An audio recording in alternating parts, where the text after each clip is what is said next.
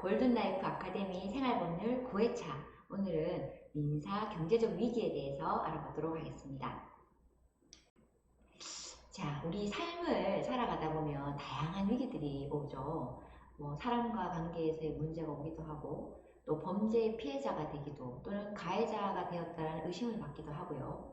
또 우리가 골든라이프 시간에 알아봤던 교통사고가 일어나기도 하고요. 다양한 문제들이 있게 되는데, 오늘은 우리 삶을 위협하는 위기 중에서 특별히 경제적인 어떤 위기나 문제에 대한 이야기를 좀 해보고자 합니다.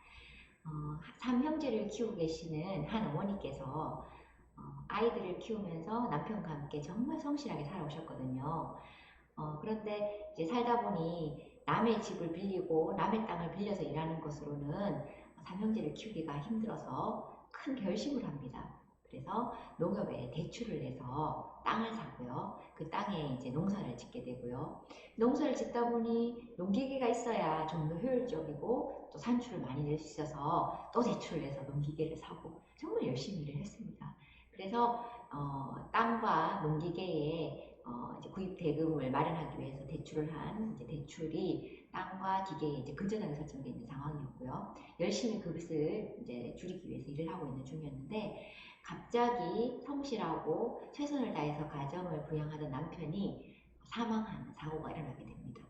그리고 어머니 혼자 이제 농사를 감당하기도 힘들고 농기계를 활용할 수도 없고 어려운 위기들이 생기게 되는데 대부분 이제 빚이 상속을 인해서 생긴 경우에는 여러 가지 제도로 인해서 상감을 받을 수 있는데도 불구하고 이 어머니는 나와 내 남편이 진 빚에 대해서 내가 혼자 그것을 이렇게 못 갚는다고 채무권자들에게 불이익을 줄 수는 없다고 해서 이 빚을 혼자 갚기로 결심을 하고 또 열심히 살아가시는데 쉽지 않잖아요. 그러던 중에 이제 이 어머니가 허리에 문제가 오게 되고 또 삼형제 중 또 큰 아들이 이제 여러 가지 사건으로 인해서 또 큰 돈이 들게 되고 결국은 어머니가 갚을 수 없는 채무로 이 채무가 늘어나게 됩니다. 그래서 결국은 이 채무를 해결하기 위한 법률적 해결을 하시게 되는 일들이 일어나는데요. 경제적으로 조금 힘들다, 돈이 좀 부족하다, 생활비가 부족하다, 그래서 카드를 돌려받기 한다, 뭐 이런 식의 이제 상황이 이어졌을 때 법률적으로는 이것을 어떻게 해결하는지에 대해서 이번 시간 알아보도록 하겠습니다. 우리가 민사와 형사에 대해서 골든라이프 아카데미 법률 시간에 쭉 알아봤잖아요. 기본적으로 사람과 사람 간의 관계의 민사는 사적 자치를 기본으로 하고 있습니다. 이 말은 모든 개인은 자유를 가지고 있고 이 자유에는 자신의 재산을 마음껏 처분하거나 또 재산에 대해서 증식을 하기 위한 노력을 하는 것에 대해서 자유를 보장하고 있는 거죠. 우리가 그러면 이 자산적인 자유를 보호받고 또 유지하고 처분하기 위해서 가장 기본적으로 하는 것들이 사람과 사람 간의 관계에서 이제 경제적 이득을 얻기 위한 근로를 이제 하게 되는 거죠. 그래서 근로를 할 때도 우리가 계약이 들어간다 했죠. 사용자는 근로자에게 임금을 주고 근로자는 그 대가로 이제 노동을 제공하는 이 계약 관계를 근로계약 관계라고 하고 이 계약 관계에서 돈을 주고받는 것들이 발생되잖아요. 또 내가 이미 모아둔 돈을 상대방에게 이자를 받고 빌려주는 소비대차 계약을 함으로써 돈을 빌리는 사람 입장에서는 내가 돈을 빌려서 다른 곳에 사용할 수 있는 이득을 얻게 되고 그 이득의 대가로 이자를 지불하게 되고 돈을 빌려준 사람은 나에게 있는 현재적인 돈은 상대방에게 빌려주었지만 그 돈에 대해서 원금을 상환할 수 있는 권리와 이자를 받을 수 있는 권리를 확보하게 되는 거죠. 이게 소비대차 계약, 주로 이제 대여금이라고 하는데 이런 계약들이 사람과 사람 간의 관계에 사적인 자치, 재산적 자유가 있기 때문에 일어날 수 있는 것들이죠. 그래서 이런 계약 관계를 기본으로 민사적인 것들이 이루어진다라고 우리가 배워왔는데요. 중요한 건 이 계약 관계에서는 항상 채권자와 채무자의 관계가 발생되는데 이 채권자, 채무자의 관계에서 채권자가 채무자에게 신용을 믿고 채무자가 나에게 돈을 갚을 것이라는 걸 믿고 빌려주었는데 이 채무자가 이 채무가 초과되는 상태가 발생되어서 적극재산보다 소극재산 채무가 자신이 가지고 있는 재산보다 더 많아져서 갚지 못하는 상태가 되었을 때 이것을 지급불능 상태라고 하는데 이때 이제 경제적 위기가 발생되었다라고 보고 이것을 법률적으로 어떻게 해결할 것인가에 대한 제도가 오늘 설명할 내용인 이제 신용회복제도와 파산회생제도입니다. 우리가 소위 신용불량이다라고 했을 때 어떤 거를 이제 상상하세요? 그냥 빨간불이 들어와서 내가 카드를 못 쓰게 된다. 이게 신용불량이다라고 이제 대부분 인식을 하시는데, 실제로 금융기관에서 우리가 이제 카드를 사용한다거나 뭐 대출을 한다거나 했을 때 금융기관에서 각 개인의 신용을 평가하게 됩니다. 그래서 신용등급이 몇 등급이다 이렇게 했을 때 이 개인이 채무를 빌렸음에도 불구하고 채무를 지고 그거에 대한 이자를 지급해야 되는데, 이자를 지급하지 못하고 3개월 이상 연체된 경우에 이 개인에 대해서는 신용을 믿을 수 없기 때문에 더 이상 대출이라든지 경제적인 것들을 해서는 안 되겠다라는 금융기관 내부에서의 어떤 그 신호를 우리가 일반적으로 신용불량이라고 합니다. 그래서 대략적으로 그 이자가 지연된 3개월이 지나면 신용불량 상태에 들어갈 수 있다고 보는데요. 반드시 그런 것은 아니고 금융기관의 내부적인 어떤 그냥 신용처리에 대해서 그렇게 되는 겁니다. 그래서 신용불량이라는 것 자체가 파산을 의미하는 것은 아닙니다. 좀 더 자세히 알아보겠지만 파산이라는 것은 법원에서 파산 결정을 함으로써 일어나는 것인데, 신용불량 상태가 이어져서 도저히 빚을 갚을 수 없는 상태가 되었음을 법원으로부터 인정받고 파산 및 면책 제도를 진행하기 위해서 파산으로 갈 가능성이 높아지긴 하지만 신용불량 자체가 파산은 아니라는 것.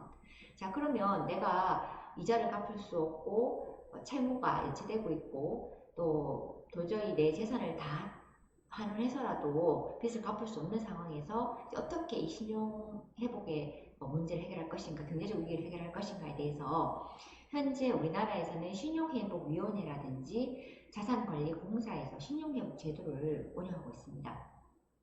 먼저 채무를 조정하는 것을 거치게 되는데요. 사실 이제 이자가 굉장히 고리의 경우 발생되죠.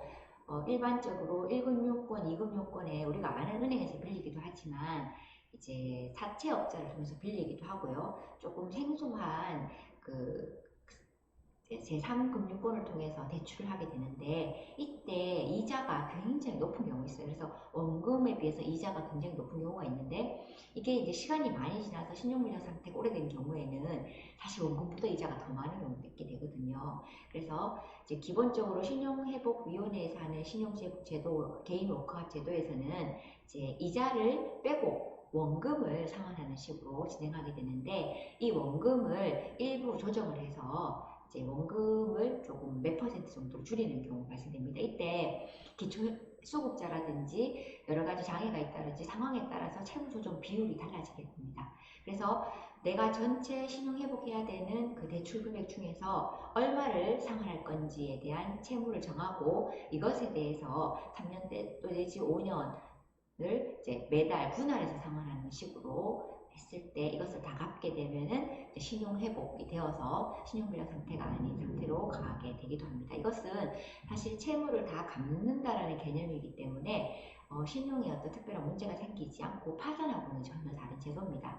결국 신용회복위원회라든지 자산관리공사에 우리 개인이 상담을 해서 각 개인의 상태에 따라서 이제 채무를 조정하게 되는데, 이때 신용회복 때는 이제 그 빚을 갚았다고 인정되는 채무는 내가 가진 모든 채무가 아니라 신용회복위원회라든지 재산관리공사에서 이분의 재산을 채무를 갚지 못해서 감가상각되어 있는 이 채무를 신용회복위원회에서 가지고 있는 경우에 그 범위 내에서만 이제 채무 조정을 할 수 있는 것이고, 그 채무에 포함되지 않은 신용회복위원회가 가지고 있지 않은 채무에 대해서는, 채권에 대해서는 포함이 되지 않습니다. 그럼 이것과 조금 다르게 이제 파산이나 회생은 법원에서 이제 하는 제도인데요. 실질적으로 이제 법적인 절차라고 했을 때는 파산과 회생을 보면 되시겠습니다. 법원에서 진행하는 파산 목적의 파산과 회생 제도에 대해서 이제 좀 알아보도록 하겠습니다. 신용회복제도는 기본적으로 신용회복위원회라든지 한국자산관리공사에서 진행을 하는 거잖아요. 그래서 법원에서 하는 제도가 아닙니다. 그래서 일반 기관에서 개인과 기관 간의 관계에 채무를 조정하고 상한 기간을 정해서 이제 분할하게 되고, 그 기관에서 가지고 있는 채무를 정리해주는 제도인 거잖아요. 그런데 파산과 회생은 사실 이제 법원에서 개입을 해서 법적으로 그 사람이 갚아야 될, 채무자가 갚아야 될 채권자에 대한 그 변제에 대한 의무를 개입을 해서 정리를 해주는 것입니다. 그래서 결국 법원의 결정을 통해서 진행을 한다는 큰 차이점이 있고요. 일반적으로 회생, 파산 다 섞어서 우리 생활 속에서, 일상생활 속에서 말씀하시지만 파산과 회생은 엄연히 다른 제도고 특징도 굉장히 다릅니다. 그래서 오늘 이제 제가 좀 천천히 설명을 드리려고 하는데 우리가 파산이라고 했을 때는 일반적으로 부정적인 시각을 많이 가지잖아요. 난 파산자다. 또 파산했으니까 저 사람은 신용을 믿을 수 없어. 뭐 이런 식으로 이제 말씀들 하시고 생각하시는데 실제로 이 파산이라는 것은 채무자와 채권자의 입장을 이제 동시에 생각을 해서 회복을 하고자 하는 내용입니다. 예, 이제 사실 채권자들이 많이 있기 때문에 이 많은 채권자들한테 이 채무자가 채무를 많이 줬고 갚을 수 없는 상황이 발생되니까 지급불능 상태가 발생된 거잖아요. 내가 가진 재산에 비해서 갚아야 할 빚이 너무 많은 경우.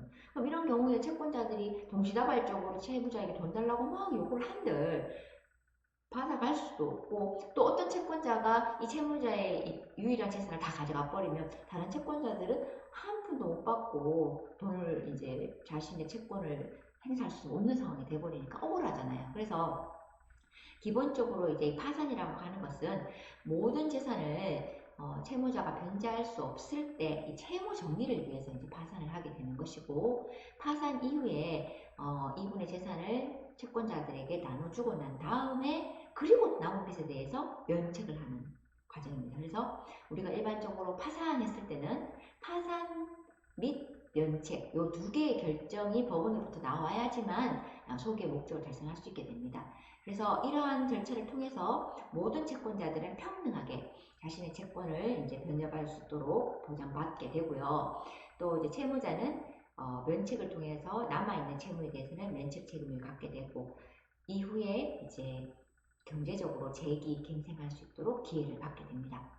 자, 그런데 이때 우리 채무자가 면책을 받더라도 모든 채무를 면책받는 것은 아닙니다. 법에서 비면책 채권이라고 해서 국가에 내야 되는 세금이라든지 채무자가 다른 사람에게 불법 행위를 해서 그에 대한 손해배상이라든지 또 다른 사람에게 그 피해를 인한 위자료라든지 또 양육비라든지 임금, 파산을 하는 채무자가 실제로 사장님이라서 근로자에게 임금을 주어야 될 채무자였던 거예요. 이랬던 경우에 임금과 퇴직금에 대한 부분은 실제로 비면책 채권이라고 해서 파산을 하고 면책을 하더라도 그 채무는 없어지지 않습니다. 그래서 이제 최근에 코로나 때문에 보면 사장님들이 폐업을 하시게 되고 파산하시는 경우가 많습니다.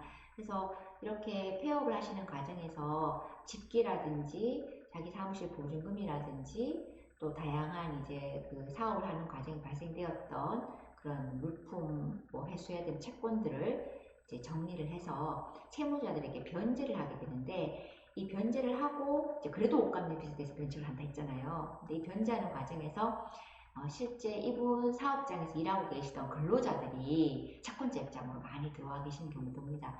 그런데 이 이제 임금 같은 경우에 퇴직금 같은 경우에는 사장님이 폐업을 하셨다 해가지고 파산을 하게 된다 해서 안 갚아도 되는 것은 아니고 이제 그대로 살아있는 비면책 채권이긴 하지만 실제로 사장님이 팔아도 돈이 하나도 될 게 없으면 이제 받지 못한 상황이 되는 거고 면책을 하더라도 그 채권은 살아있지만 못 받는 상태가 되는 거고요.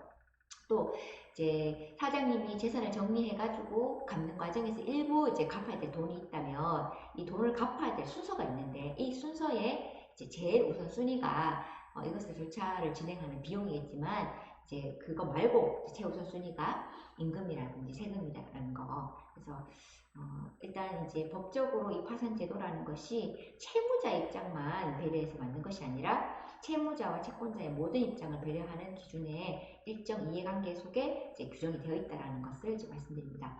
다만 파산까지 이어진 경우에는 지급불능 상태라고 해서 돈을 도저히 갚을 수 없는 상태의 채무가 초과하고 지급불능 상태에 파산한 경우가 많기 때문에 실제로 채무자는 이 파산 제도를 통해서 면책을 받지만 채권자는 이 파산을 통해서 채무 예산을 정리해서 가져오는 과정에서 아주 일부를 받거나 받지 못하는 경우가 더 많아서 실제로 오늘 강의를 들으시는 우리 쌤들이 채무자 입장이냐 채권자 입장이냐에 따라서 이 파산 제도를 부정적으로 볼 수도 긍정적으로 볼 수도 있겠습니다. 그래서 이제 우리가 이제 법률적인 관계에서 이해관계라든지 또 어떤 사람의 입장에 따라서 불리할 수도 있고 유리할 수도 있다는 것을 말씀드리고 있는데 실제 이제 경제적 위기를 해결하기 위한 법률적 절차로서 이 파산도 그런 특징을 가지고 있다라고 이해하시면 되겠습니다.